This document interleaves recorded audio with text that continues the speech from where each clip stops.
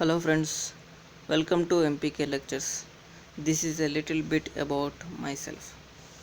ఈరోజు electrical engineering విభాగానికి సంబంధించి ఒక ఇంటర్వ్యూ క్వశ్చన్ డిస్కస్ చేద్దాం తెలుగులో. క్వశ్చన్ ఏంటంటే,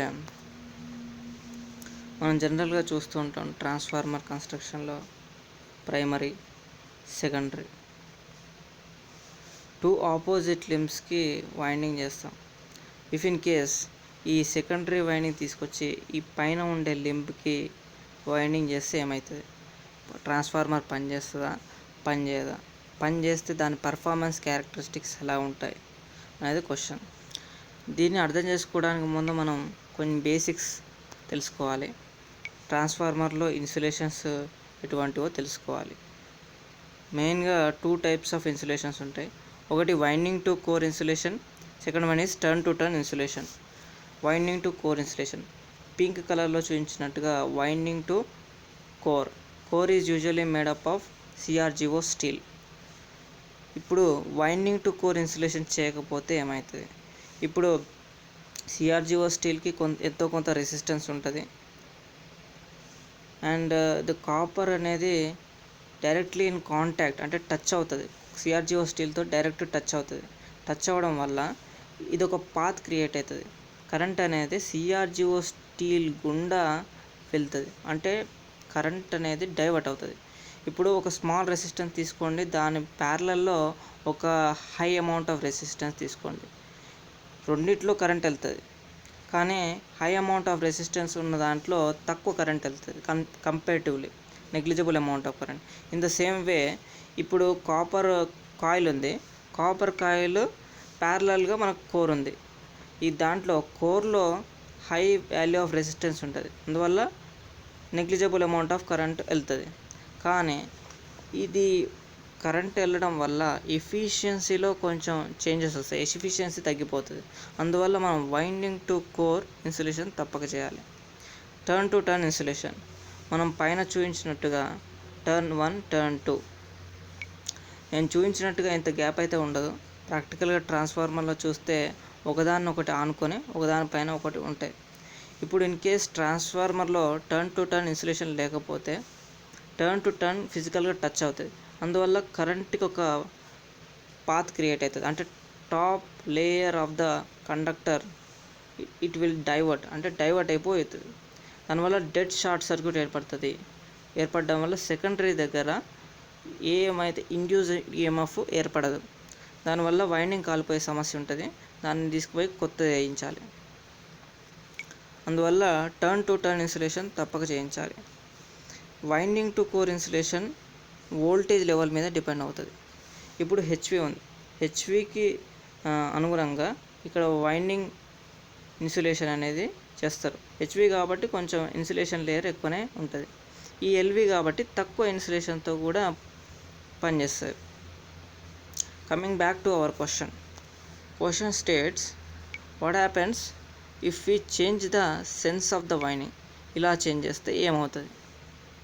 మనం చెప్పుకున్నట్టుగా ఇంతకుముందు ఇక్కడ సెకండరీ దగ్గర వైండింగ్ ఇన్సులేషన్ అనేది it depends on the voltage. ఇక్కడ ఎంత వోల్టేజ్ ఉందో దాన్ని అనుగుణంగా ఇక్కడ ఇన్సులేషన్ ఉంటుంది. ఇక్కడ కూడా సేమ్ ఇన్సులేషన్ అనుకోండి. కంపారిజన్ అనేది ఎప్పుడైనా 2 సిమిలర్ ఫ్యాక్టర్స్ మధ్యలో చేస్తారు. ఇప్పుడు ఇది 100 MVA, ఇది కూడా 100 MVA అనుకోండి. 100 MVA 100 MVA. ఇక్కడ ప్రైమరీ ఎంత ఉందో ఇక్కడ ప్రైమరీకి అంతే, ఇక్కడ సెకండరీ ఎంత వోల్టేజో ఇక్కడ కూడా సెకండరీ అంతే వోల్టేజ్ అనుకోండి. ఇప్పుడు ఈ సెకండరీ వోల్టేజ్ అనేది దాని ప్రకారంగా ఇక్కడ సెకండరీ దగ్గర ఇన్సులేషన్ ఏర్పాటు చేయడం జరిగింది. ఇక్కడ కూడా ఇన్సులేషన్ సేమ్ ఉంది, కానీ ఇక్కడ ఈ ఇన్సులేషన్ అనేది electromotive force of the secondary అంటే EMF ఆఫ్ ద సెకండరీని తట్టుకునేటట్టు డిజైన్ చేయబడ్డది. ఇక్కడ సెకండ్ టైప్ ఆఫ్ ట్రాన్స్ఫార్మర్లో ఇక్కడ ఎలక్ట్రోమోటివ్ ఫోర్స్తో పాటు ఇంకొక ఫోర్స్ వచ్చి కూర్చుంటుంది, అది గ్రావిటేషనల్ ఫోర్స్. ఇక్కడ కాపర్కి ఎంతో కొంత వెయిట్ ఉంటుంది. ఈ వెయిట్ అనేది డౌన్వర్డ్ యాక్ట్ అవుతుంది. ఈ డౌన్వర్డ్ యాక్ట్ అవ్వడం వల్ల మధ్యలో ఉండే ఇన్సులేషన్ అనేది కొంచెం ప్రెషర్ని ఫేస్ చేయడం జరుగుతుంది. ఈ ప్రెషర్ వల్ల కొంచెం బ్రేకేజ్ అనేది ఉంటుంది. మనం కాపర్ ఇక్కడ సెకండరీలో ఇన్సులేషన్ అనేది సెకండరీ వోల్టేజ్ని బట్టి డిజైన్ చేయడం జరిగింది. అంటే ఓన్లీ ఈఎంఎఫ్ ఎంత ఉందో దాని ప్రకారం ఇన్సులేషన్ డిజైన్ చేస్తాం. కానీ ఇక్కడ గ్రావిటేషన్ ఫోర్స్ కూడా ఉంది, దాన్ని దృష్టిలో పెట్టుకొని ఇన్సులేషన్ డిజైన్ చేయలేదు. దానివల్ల ఇక్కడ సెకండరీ దగ్గర బ్రేకేజ్ అనేది జరుగుతుంది, వోల్టేజ్ బ్రేక్ డౌన్ అనేది జరుగుతుంది. అందువల్ల సెకండరీ అనేది కాలిపోయే ఛాన్స్ ఉంటుంది. ఇది కావద్దంటే ఏం చేయాలి? మంచిగా సింపుల్గా ఇన్సులేషన్ లెవెల్ అనేది పెంచాలి. సింపుల్గా అయిపోయింది, కానీ అక్కడే చిక్కొచ్చి పడ్డది. ఇన్సులేషన్ అంటే మామూలు విషయం కాదు.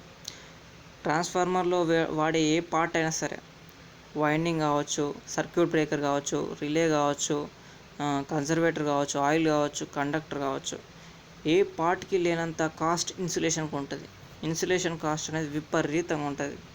దీనివల్ల కాస్ట్లో కొంచెం ఇంపాక్ట్ అయితే ఉంటుంది. ఇప్పుడు ఇది 100 MVA ట్రాన్స్ఫార్మర్ అనుకుందాం, ఇది కూడా 100 MVA.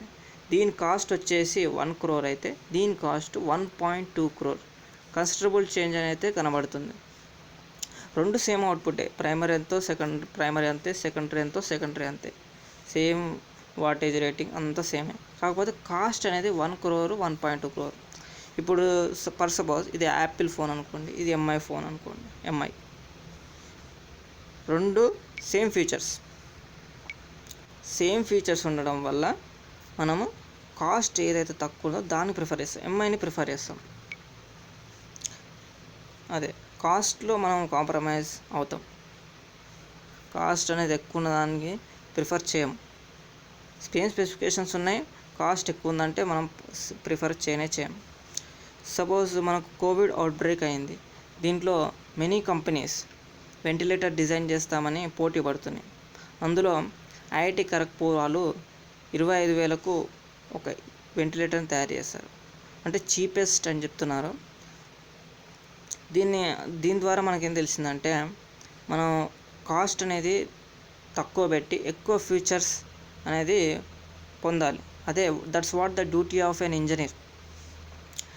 Do what with the use of little resources he gets maximum out of it. మనకుండే కొద్దిపాటి రిసోర్సెస్లో మనం మ్యాక్సిమం అవుట్పుట్ని రాబట్టాలి. That's what engineer do. మనకు ఇక్కడ సేమ్ అవుట్పుట్ ఉంది, సేమ్ ఇన్పుట్ ఉంది, సేమ్ లాసెస్ ఉన్నాయి. కాకపోతే కాస్ట్ అనేది ఎక్కువ ఇన్వెస్ట్మెంట్. ఎక్కడైనా ఏ న్యూ ప్రాజెక్ట్ చూసుకున్నా ఫస్ట్ అఫోర్డబులా లేదా అడుగుతారు, తర్వాతనే ఫర్దర్ ప్రొసీడింగ్స్ జరుగుతాయి. సిమిలర్ ఫ్యాషన్ కాస్ట్ అనేది పెరుగుతుంది. కాస్ట్ పెరగడం అనేది మామూలు విషయం కాదు. అందువల్ల మనం ఈ టైప్ ఆఫ్ ట్రాన్స్ఫార్మర్ని వాడము, అందుకని ఈ టైప్ ఆఫ్ ట్రాన్స్ఫార్మర్ని వాడతాం. Thank you for watching this video friends. If you want more such videos in Telugu, please do comment in the comment section. Like, share, subscribe to my channel. జై హింద్.